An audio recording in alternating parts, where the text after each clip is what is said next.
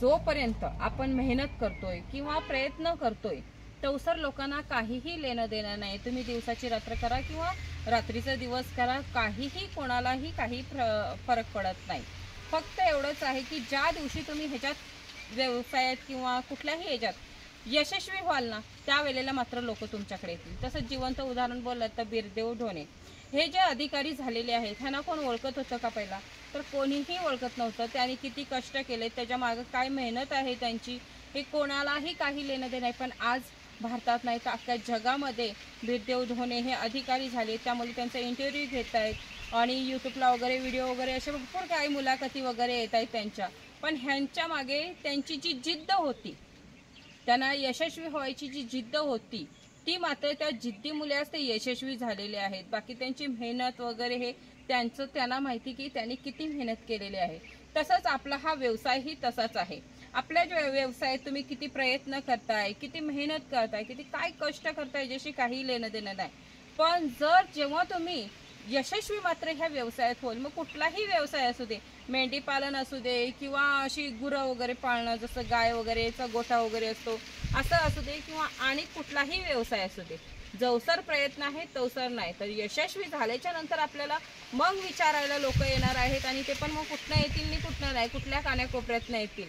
पण तवसर मात्र आपल्याला हा प्रयत्न करत राहिला पाहिजे। हे जे आपले कष्ट आहेत ते आपणच केले पाहिजेत। तर का? कारण की आपल्याला त्याच्यात यशस्वी व्हायचं आहे, आणि यशस्वी झाल्याच्या नंतरच आपल्याला लोक विचारणार। ही कायम म्हणजे गाठ आपण बांधून ठेवली पाहिजे की आपण मेहनत ही आपली आहे आणि यश ही नंतर आपलंच आहे। बघायला गेला तर हा जो आपला मक्का आहे, हा आपला मक्का म्हणजे कुठलाही खत नाही घातला, काहीही लेंडी पावडर नाही घातली, कुठलाच खत घातला नाही, कुठली फवारणी केली नाही, ह्याच्यावर औषधाची कुठलीच फवारणी केली नाही, तरी पण आपला मक्का बघू शकता। आणि हा मक्का आहे आपला रेनगनवरचा। मी बोलत होती तुम्हाला की हा रेनगनवर मक्का लावलेला आहे। ह्याचा रिझल्ट वगैरे आपण बघू तर बघू शकता स्वतःच की ह्याची जी स्टिक वगैरे आहे ती पण खूपच भारी आहे। तशीच ह्याची हाईट, आणि हाईट सोबत एक म्हणजे आपण कुठली न फवारणी करता ह्यांची पानं तुम्ही बघू शकता। ही जे पाती आहेत कशालाच कुठेच कीड दिसत नाही, अगदी शेवटपर्यंत कुठलीही कीड नाही आहे, आणि फक्त आपला हा रेनगनवरती। मग विचार करा, हा जर रेनगनवरती एवढा चांगला येतो, कारण की जो हवेतला कार्बन त्यांच्यासाठी जो खत वगैरे आहे तो त्यांना भेटत आहे, तो पण आपल्या रेनगनच्या पावसासारखा पाणी पडतोय, त्याने आपल्याला ह्या सर्व खत वगैरे ह्याला भेटतोय हवेतलं, आणि त्याच्यावरती हा आपला मक्का खूपच छान डोळत आहे। आणि हाईट पण त्याची खूप माझ्यापेक्षा तर खूपच मोठी आहे। तर हाईट ही खूप चांगली आली, स्टिक पण खूप भारी आलेले आहेत, आणि कीड वगैरेचं तर काहीच प्रॉब्लेम नाही आहे। ह्यासाठी जर समजा मी रेनगनवरती ह्याला लावलंच आणि नंतर मग समजा ह्याला मी लेंडी पावडर वगैरे टाकली असती तर ह्याचा तर नादच करू नये असा मात्र मक्का झाला असता। पण आताही काहीही वाईट नाही, खूप छानपैकी आहे। आणि त्याच्यासोबत हा जो रानटी गवत आहे हाही वेस्टेज जात नाही आहे। आपली मेंढरं हाही गवत खूप आवडीने खातात। आणि तसंच बघायला गेला तर आता हा जो मका आहे तुम्हाला दिसतोय, हा किती व्यवस्थित म्हणजे छान प्रकारे आलेला आहे। तर हा जेव्हा मक्का मी टोकत होतो इथे ह्या वावरातनं, त्यावेळेला लोक अशी बोलत होती की इथे गहू केला पाहिजे, त्याच्यासोबत घेवडा केला पाहिजे, किंवा भाजीपाला पिकवला पाहिजे, कोण म्हणत होते बटाटे लावा, अशी तशी खूप सारे अशी उदाहरणं देत होती की तुम्ही हे करा, हे मका वगैरे काय लावत बसलेले आहेत, हा पूर्ण म्हणजे एकदम खेळ आहे। आणि पण कसं आहे की हा आम्ही आमच्या विचाराने, आपल्या मेंढरांना काय गरज आहे ह्या विचाराने हा मक्का लावलेला आहे। आणि आज हाच मक्का जेव्हा लोक बघतायत, रस्त्यावरच हा आहे, त्यामुळे रस्त्यावरनं लोकांना दिसतं। आणि हा रस्त्यावर असल्यामुळे काय होतंय, जो तो आता माणूस ह्याला फुकट नाही तर विकत मागायला येत आहेत, आणि आम्हाला फुकट तर द्यायचंच नाहीये, पण विकतही द्यायचं नाहीये। कारण की जी लोक नावं ठेवतील त्याच्यातली तर सर्वच आहेत मागणारी, पण जी माहिती नव्हती ती सुद्धा मागायला येत आहेत। पण समजा आता हा जरी विकला चारा तरी समजा 3 ते 4 रुपये किलोने जाईल हा हिरवा चारा म्हणून। पण ह्याचा जर मी मुरघास करून माझ्या मेंढरांना घातला आणि त्याची जी होणारी पिल्लं वगैरे आहेत ती माझी 10 ते 15 हजारात पिल्लं जाणार आहेत एक। मग का मी ह्याला विकू, आणि ह्याचा मुरघास नाही तर आपल्याला हिरवा चारा म्हणून आपल्या मेंढरांना वापरायचा आहे।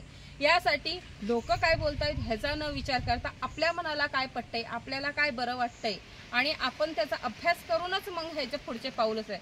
तसंच हा मका वगैरे आहे जो आम्ही अभ्यास केलेला होता गेल्या वर्षी की आपल्याला रेनगनवरती मक्का मात्र खूप चांगला येणार आहे। त्याचा हा अभ्यास मात्र सक्सेसफुल झालेला आहे आणि खूपच छान असा आपला रेनगनवरती मक्का आलेला आहे।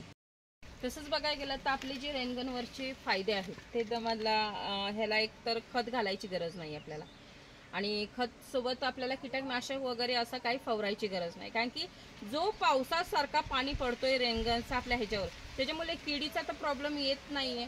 आणि खत जो आपल्या हवेतला कार्बन वगैरे आहे ते घेऊन सर्व खाली येतं ते पावसासारखं पाणी। आता तुम्ही कधी पण बघू शकता की जेव्हा पाऊस पडतो त्यावेळेला रानातल्या चाऱ्याला वगैरे कोण खत पाणी घालतंय का, तर नाही, तर जो पावसाचा पाणी येतोय त्या पावसासोबत हवेतला कार्बन जो येतोय तोच त्यांना खत वगैरे आहे। म्हणजे जे पौष्टिक आहे ते त्यांना भेटत आहे, त्यांच्यासाठी जे योग्य आहे तो खत त्यांना भेटत आहे। त्यामुळे रानातला गवत कधी पण पावसाळ्यात उसळलेला असतो, उन्हाळ्यात काय असतं का तर नाही। मग त्यासाठी जे काही लोक बोलतात रेनगनवरती असं तसं, तर तसं काहीच नाहीये। रेनगनवरती आता जो आम्ही हा एक पॉईंट पहिल्यापासूनच केलाय तिथून हलवलेली नाहीये, आणि तसं बघायला गेलं तर हा जो क्षेत्र आहे तो 12 गुंठ्याचा क्षेत्र आहे। एकाच ठिकाणी ठेवलाय, त्याचा सेटअप वगैरे करून ठेवलाय, फक्त बोरचं बटन चालू करायचं तो आपोआप भिजवतोय, आणि जास्त नाही तर 2च तास आम्ही भिजवतोय। पुन्हा 4 ते 5 दिवसांनी 2 तास भिजवायचं आहे। मग विचार करा काय ह्याच्यात आपल्याला मेहनत आहे। असं समजा आता तुमच्याकडे जरासं सेटअप वगैरे असेल की एवढ्या गुंठ्यात तर तरी चालतंय, की आम्ही मोठ्या वावरांना पॉईंट केले होते गेल्या वर्षी की पॉईंटवर लावत होतो तेवढा क्षेत्र भिजवायचं, तरी पण आपल्याला मक्याला काही प्रॉब्लेम आला नाही। आणि हा जो आहे तो अंदाज पंचे घेतलेला आहे की एवढ्यात आपली रेनगन चांगली फिरेल, आपल्याला हलवायची गरज नाही। त्यामुळे हा जो इथला मक्का आहे सगळ्यात भारी आलेला आहे। आणि एक आहे की ह्याला खत पाणी काहीही न देता हा रेनगनवरती आलेला आहे।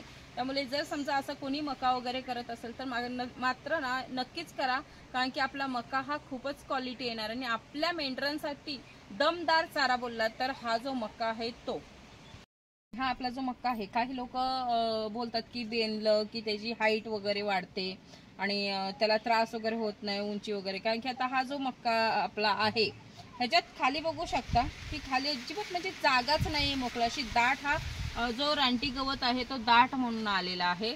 आणि आम्ही तर बेनलेला नाही, म्हणजे बेनावं आणि त्याची हाईट वगैरे वाढेल असा काय आपल्याला विचारच आला नाही, अनुभवच नाही की कशाला हा जो चारा आहे तोही आपली मेंढरा खातात। आणि एक आहे मात्र कसं होतंय की जेव्हा आपण मुरघास करतो त्यावेळेला मात्र थोडासा आपल्याला कटिंग करते वेळी त्रास येणार आहे, कारण की हा जो चारा आहे हा हिरवा चारा म्हणून घालू शकतो, पण आपल्याला मुरघास करायचं तर आपल्याला फक्त मका कापायला लागणार आहे। पण आम्ही हा जो आहे तो मका मात्र मुरघासाला नाही वापरणार, तर हिरवा चारा म्हणून घालणार आहोत। त्यामुळे आम्ही हा गवत तसाच ठेवलेला आहे। आणि समजा आपला जो मका आहे तो 1 महिना चालणार आहे, तिथं हा सर्व गवत 2 महिने चालणार आहे। तो कशामुळे की जो खालचा गवत आहे आणि हा मका जर आपण सोबत कटिंग केलेला आणि हिरवा चारा म्हणून घालायला तर मात्र ह्याचं वजनही खूप जास्त असतो आणि चाराही जास्त प्रमाणात पडतो, कारण की हा जो आपला रानटी जो गवत आलेला आहे तो मात्र आवडीने आपली मेंढरं वगैरे असू दे कुठलाही जनावर असू दे आवडीनं खातो, आणि म्हणूनच आम्ही ह्याला हिरवा चारा म्हणून वापरणार आहोत। त्याच्यासोबतच काय होतंय की जो रानटी गवत आहे आणि आपला मका आहे ही हाईट वगैरे वाढण्याचं काय नाही, तर मका उंच झाल्याच्या नंतर मात्र खाली जो गवत आहे त्याला सूर्यप्रकाश हा कमी प्रमाणात भेटतो, त्यामुळे त्याला वाढायला जास्त जोर भेटत नाही, फक्त जो म्हणजे जेवढा पसरलाय तो तेवढाच नेमात राहणार आहे। तसंच हा जो गवत आहे तो ह्या हाईटीच्या म्हणजे आता बघायला गेलं तर ह्या हाईटीच्या वर नाहीये, कारण की तिथून पुढे सर्व मक्का आहे, त्याला सूर्यप्रकाशच भेटत नाही, पण तोही गवत आपला सगळ्यात फायदेशीर आहे। तर आपली मेंढरं मी तुम्हाला दाखवलेला आहे, हा चारा नेऊन घातलेला त्यांनी आवडीने किती खाल्लाय, तर हा जो चारा आहे तो आवडीने सुद्धा खातात। त्यामुळे आपण हा सर्व चारा तसाच ठेवलाय, बेण्यात वगैरे नाही, पण आपला रेनगनवरती मका जो आलाय 1 नंबर क्वालिटी आलेला आहे।